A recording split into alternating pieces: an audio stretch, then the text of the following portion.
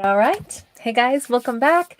All right, so this is going to be a singles storyline. This is the kind where we're not talking about exes and stuff. We're just assuming that our lead character is totally single. We are assuming that the storyline could take us absolutely anywhere, and they frequently do. The singles stories are the most variable. So let's just see where this takes us, shall we? All right, what's our overarching message? Overarching message is Guardian Angel, you are not alone, and Heart Guardian, love and let yourself be loved. Okay, well, this starts out with a wonderful sense of like warmth and support. If our single individual was at all, like in that headspace where it's like, yeah, I'm single and man, I look at my phone, nobody's called, nobody's texted. I go out and I feel almost invisible. Nobody even notices me. I'm living my life day to day, but I'm not really sure anybody even knows I'm here. This says, oh, darling, that's not true at all. The world does know that our character exists. The world does see our character, but our character might have put on like their own little cloaking device without realizing it, because it says, love and let yourself be loved. It suggests gently that this has been a time for spiritual support first, and now our character is actually shifting into a time frame where they actually really want to interact, but they haven't fully identified that yet. They want to interact in the 3D world.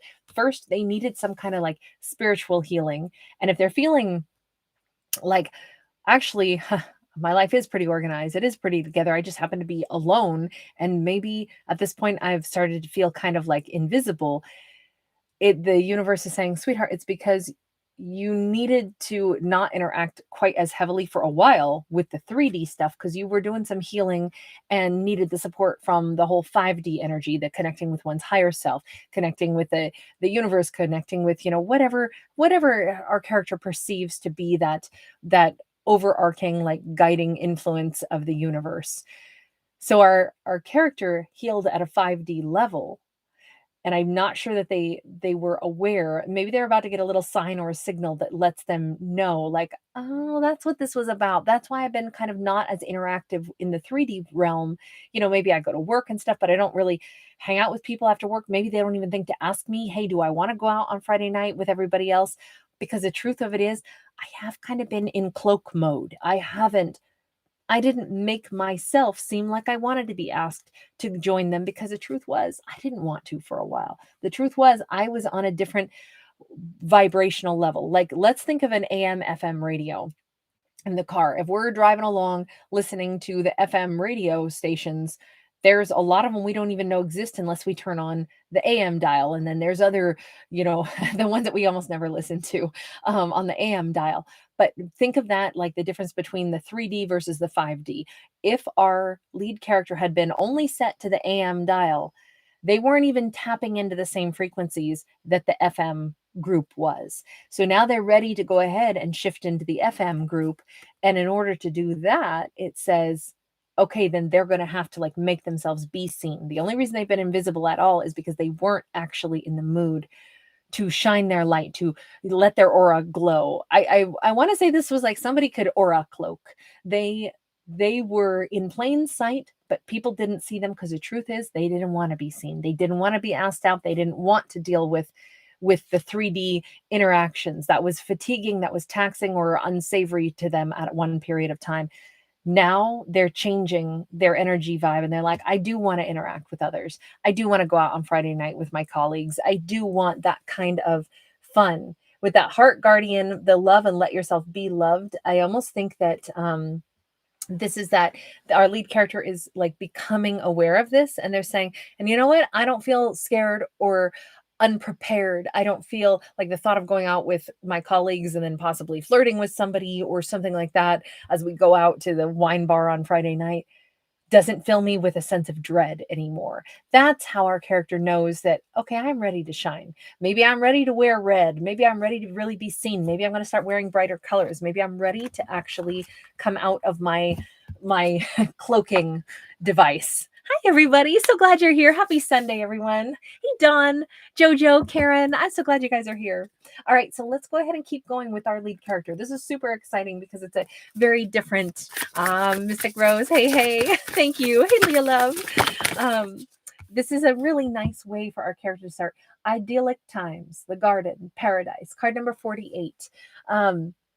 Good times are on the horizon for this lead character. And I want to say it's probably been a hot minute. To me, this is not just like, oh, tomorrow they're going to have a good day. This is like a shift in their entirety, a shift in what I would really say is somebody has healed at a really profound level, like a DNA healing, or their wavelength has shifted. They have really, truly completed something. They feel really stable right now. They feel really ready to mingle again. And it's going to be mingling, though, without any, like I said, no dread, no fear, and they probably are not going to be meeting the wrong kinds of people anymore. And when I say the wrong kind, I'm talking about like, this isn't even just about dating, but maybe our lead character had a tendency at one point in time to be very empathic. And so anybody who needed something from them came to them like zombies hungry for brains. And they were like, oh my God, that's all I ever attract. And it's so exhausting. That's probably why they distanced themselves for a while from maybe everyone, because they were kind of trying to figure out, why is it that I seem to have a neon sign pointing at me that says, if you're hungry, come here, I'll feed you. Like, I don't really want that exchange anymore. They're not going to have that exchange anymore. Things have changed, and it's because they changed their own energy flow.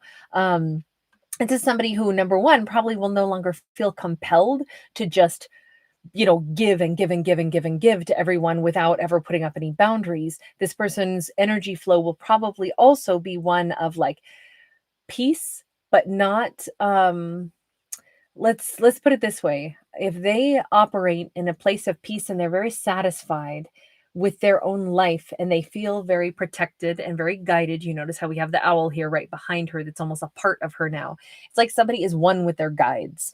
They feel like at all times, I will be able to make great decisions, or I will be guided to take the right action in those conversations, where once upon a time, maybe if somebody kind of hinted that they wanted me to do something for them, I would have picked that up and been like, hey, you know what? I can do that for you. Hey, I'll work those extra hours. Hey, I'll do that for you. Hey, I'll give you that money. Hey, blah, blah, blah.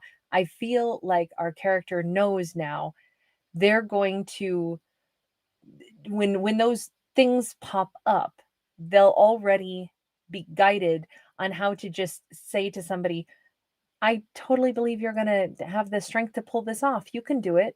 You're so intelligent. They may give people other forms of support, and that they might, instead of give to people of, their personal abundance, they may give people the encouragement to move forward. And this is going to be like they're a source of peace and calm in people's lives, instead of like a source of, tangible abundance that was draining them. I feel like that's the new change, and maybe that's why they're not going to be dealing with like I said, when I say the wrong kind of people, I mean the wrong kind of interactions where it just simply is a one-way street where it leaves somebody depleted. To me, that would be the wrong kind of interaction, where all we do is give, give, give until the point where we're drained and we have nothing left. To me, that signifies that was the wrong kind of interaction. I don't mean that somebody is bad or not good enough or something like that.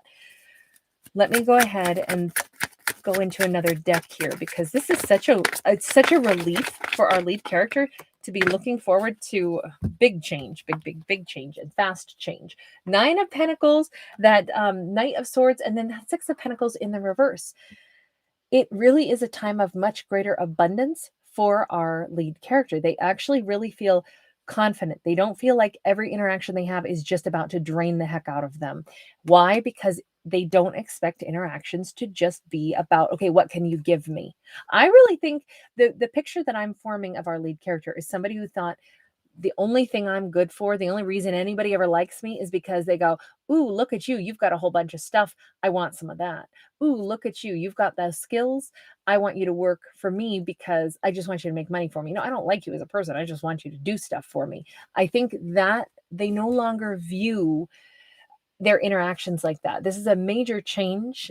This person says, I am super abundant and I have a lot of abundance, and there will always be people that want to be around me, but it's not just because they want to take from me. It's because I am an abundant person. It's changed the tone of all their interactions, and it's made them feel much more successful and not like nerve-wracking all the time of like, oh God, what do they want from me? How is this one going to drain me? I think this is somebody who's basically had their, I'm going to say, their faith in humanity restored a little bit. But we still have a Three of Cups in the reverse. Part of having faith restored in humanity, again, could be no longer dealing with certain groups of people in the past where it was like, okay, I learned, look, there's fair weather friends and then there's true friends. And maybe this person had an awful lot of fair weather friends in the past. That's one of the things they've realized. They are creating that new soul group. They're creating the new interactions with people where there's really, truly like lovely, comfortable reciprocity, and they're no longer stressed out. This person is not going to be dealing with people who instantly cause stress in their life. They've been freed from the mindset that, well, I guess it's this person is my job to do this for them and do that for them. It's like, oh no, I don't feel compelled to do stuff for people anymore the way I used to. I really feel, Two of Swords, like some things, I'm going to be more discerning. I'm going to think long and hard before I simply jump up and take action. I'm going to contemplate. Sometimes it's good to step back and let other things roll over us as we decide, is this where I want to give my energy? Is this my thing to pour myself into? Yes or no? It's just a character who's become much more comfortable with boundaries. That's, I think, ultimately what we're describing. And all of that is making it so that this person can have a lot more fun. They can connect with more authentic people now. They can connect in more authentic ways. I almost wonder if once upon a time this character used to say yes to a lot of things they did not want to say yes to. And that's probably what depleted them. And now they're like, no more of that. But now I'm ready to really interact. Well, we have the Tower again, Nine of Swords. They are putting an end to those stressful connections. They no longer feel like they are having to say yes when what they really mean is, I don't want to. It's interesting because I keep talking about a character who is about to have a way better time, but then we keep seeing all of these things that they used to have conflict about. But they're looking at it now as like, it's just practice. Now, if I interact with somebody and it seems like they want something from me that I don't really want to give, instead of being like, oh my God, it's giving me a headache and I'm so uncomfortable, they're going to be like, oh, this is actually an excellent opportunity for me to practice my boundary vocabulary, how to say, oh, I would love to help you out with that, but I've already worked my 40 hours this week, and I actually, make sure that I reserve time for myself so that I can be as productive as possible during those 40 hours. So that's why I can't pick up your extra shift. Just not because I don't want to, but because I've got to make sure that, I'm getting enough sleep every night and taking care of myself as well. Or no, I actually had plans this weekend and I can't change them because I wouldn't want to let, my friends down. They're just finding different creative ways to practice saying no to the things that they authentically don't want, instead of being like, oh my God, I'm so stressed out, now I have to say no. I like the fact that this character has a very comfortable like backbone, and they also are ready to interact, because interacting with people, we're going to have to be able to say what we like and don't like. I think that was a huge hurdle for our character. The Devil, the Wheel of Fortune. Talk about what we do and don't like. The Devil doesn't always have to be a negative card. It's a card of passion. The Wheel of Fortune says we are changing, passion that could have been negative at one point is obviously changing in a positive way. Either that or we've moved on from whatever those toxic ideas were, toxic thought processes. It's a totally new perspective that our lead character has, maybe about things like love and romance as well. Maybe it's like, I'm not afraid to like really get passionate about somebody. I'm ready for that again, but I'm not going to let it cross into toxic territory. I can identify the difference between toxic versus, something that I really like and want to pursue and pour my energy into for the right reasons. Because this says there's change when it comes to things that previously had been considered toxic. I like the fact that our character keeps like viewing their own life with a different set of eyes now. Their boundaries feel different. capability of putting up boundaries feels different. Their desire to interact with people is back and they no longer dread it. Empress. And our lead character, if they are going to step into a position of like authority, they're going to be amazing. An Empress could be a boss. This could be somebody who's ready to step into the limelight a little bit. This could also be, when it comes to things like romance and relationships, somebody's saying, I'm ready for a long-term commitment. I've been single, and you know what? I'm ready to actually be somebody's real long-term partner. I'm not afraid of that anymore. I'm not convinced that it will just be some, exhausting experience. You know what I would say? This is a story.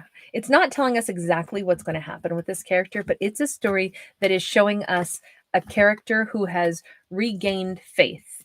That's what I would say. They have regained faith that humans are not just always going to be something that they have come to like dread dealing with. They actually are really excited to deal with humans again.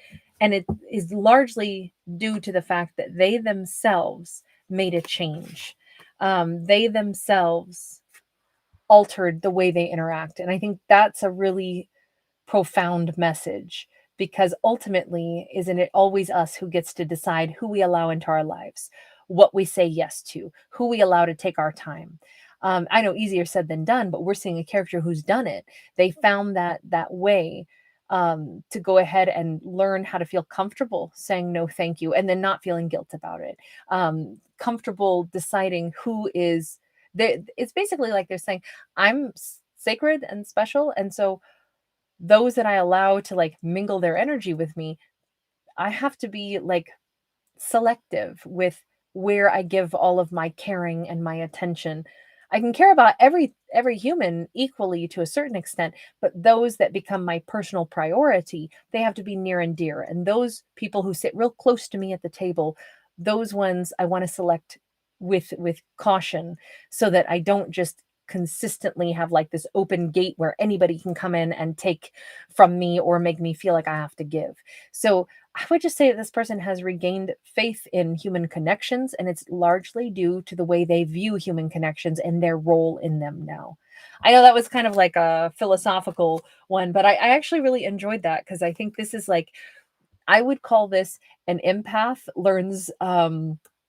learns like how to shield themselves. That's what this looked like to me. So anyway, I'm gonna leave that there. Oh, Poxitive, thank you so much. You are so kind. Thank you for that donation. You guys, thank you as always for being here. If you do enjoy my fictional storytelling, please do give it a thumbs up. Please do subscribe to the channel.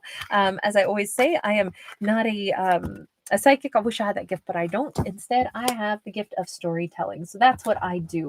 I hope there's always something fun, thought-provoking. Whether we agree or disagree doesn't really matter. It's all about like, does it generate a new thought process so we can go, yeah, no, not, I don't agree with that, and here's why. I think that's what storytelling is all about, is it makes us think about things a little differently, and contemplate things like, if I was that character, how would I do that different? So I hope that's what you get out of my art.